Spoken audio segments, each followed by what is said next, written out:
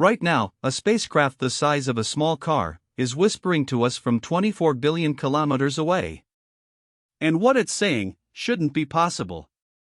By the end of this, you'll understand exactly what Voyager 1 is transmitting, why NASA's own engineers called it genuinely inexplicable, and what it might mean for everything we thought we knew about the edge of our solar system. Let's start with what Voyager 1 actually is, because the story is almost as strange as the data it's sending. It launched in September 1977. Jimmy Carter was president. Star Wars had been in theaters for 3 months. The most powerful computer on Earth had less processing power than the phone in your pocket. And yet NASA strapped a nuclear-powered probe onto a rocket and threw it at the outer planets with a slingshot trajectory so precise, it had to be calculated years in advance. Voyager 1 was never supposed to last this long. Its primary mission ended in 1980 after it flew past Jupiter and Saturn. But the thing just kept going. Kept functioning. Kept transmitting. Decade after decade, slipping further into the dark at roughly 61,000 kilometers per hour. Here's what makes that number hard to hold in your head. If you drove a car at highway speed, non-stop, no brakes, no sleep, it would take you over 17,000 years to cover the same distance Voyager 1 has already traveled. The signal it sends home, traveling at the speed of light, takes over 22 hours to reach us. 22 hours. One way. When engineers at NASA's Jet Propulsion Laboratory send a command to the spacecraft, they wait nearly 2 days to find out if it worked. Every single conversation with Voyager 1 spans 2 calendar days. And despite that, despite the cold, despite the radiation, despite components that were designed in the 1970s running continuously for nearly 5 decades, it's still talking. But in early 2022, something changed. Something in the signal didn't add up. The anomaly started quietly.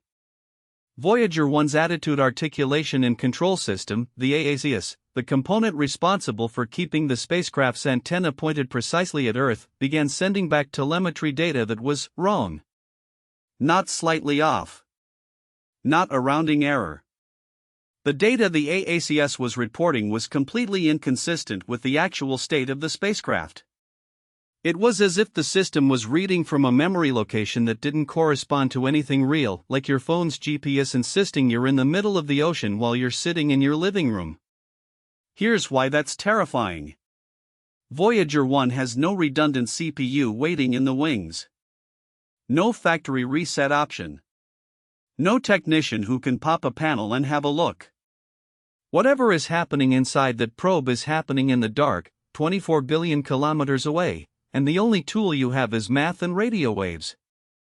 The engineering team at JPL, people who have spent careers talking to this spacecraft, described the situation as genuinely baffling. The probe was healthy. The signal was strong. The instruments were functioning. But the data coming out of the AACS was nonsensical. For weeks, the team tried to diagnose it remotely. Every command sent, every response received, consumed nearly 2 full days of waiting. Imagine debugging your laptop, if every click of your mouse took 22 hours to register.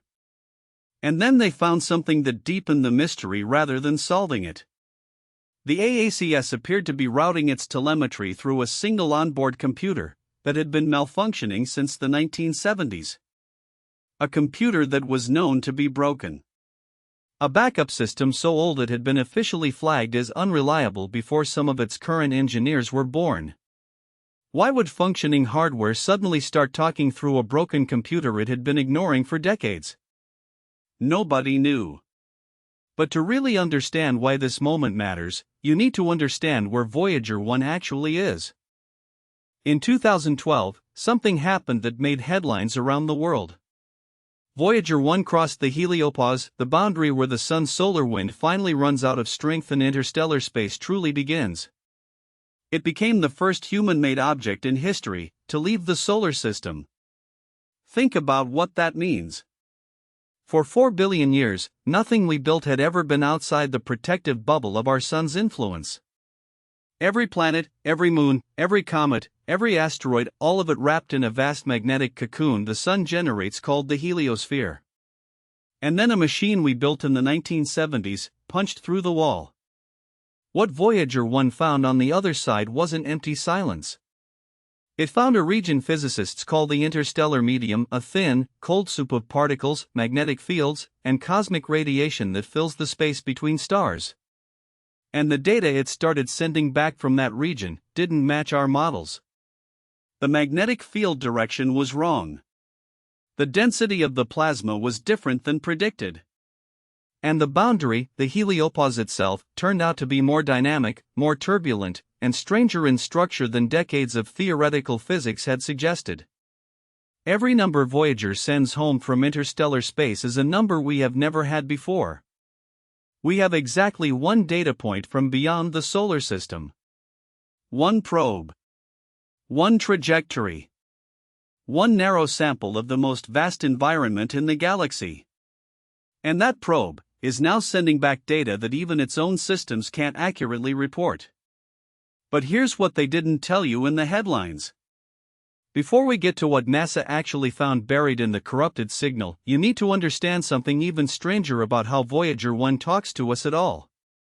Voyager 1 transmits using a radio dish 2 meters across and a transmitter with less power than a refrigerator light bulb. 22 watts. And that signal, after traveling 22 hours across 24 billion kilometers of open space, arrives at Earth with less energy than it would take to run a single pixel on your monitor. To catch it, NASA uses the Deep Space Network, 3 massive antenna complexes positioned around the globe in California, Spain, and Australia, each anchored by dishes up to 70 meters wide. The largest radio telescopes on Earth, pointing at a specific patch of sky, listening for a whisper so faint it makes the concept of faint seem generous. The fact that this works at all is one of the quiet miracles of human engineering that almost nobody talks about.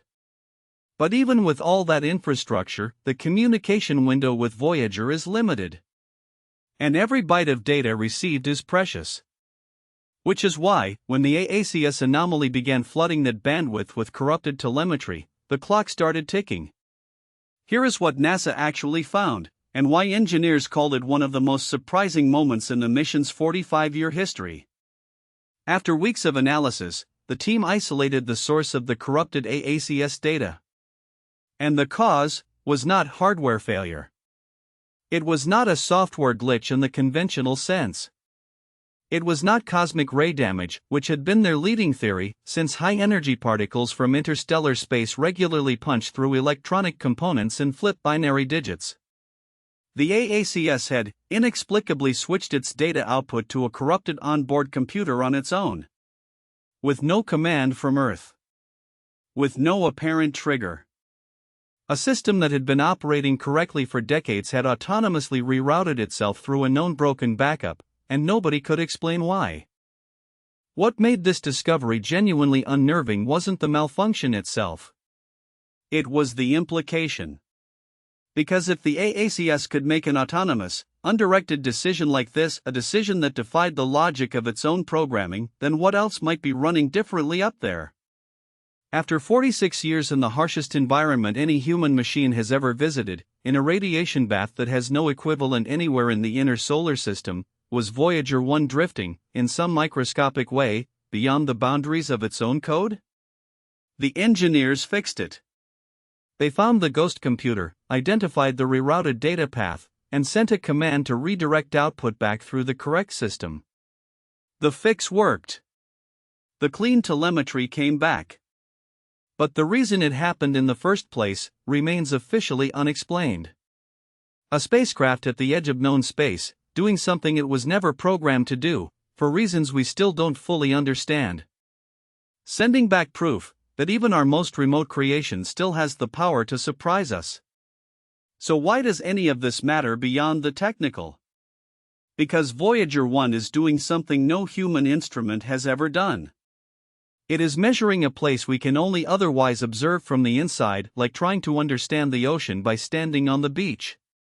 Every day it continues functioning, it extends humanity's only direct sensor reading from interstellar space. The data coming back is already reshaping models of how the heliosphere interacts with the galaxy around it. It's changing how we think about the protective bubble that makes life on Earth possible. And it's telling us that the universe just past our solar doorstep is weirder, more turbulent, and more complex than our theories predicted. Voyager 1 will eventually go silent. Its plutonium power source is decaying, losing roughly 4 watts of power per year. By the late 2020s, there may not be enough electricity to run a single instrument. The last signal will come.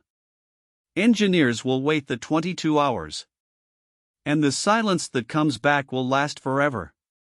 But the data it's already sent will outlast every institution, every government, every civilization that exists today. It's already encoded in the scientific record of our species.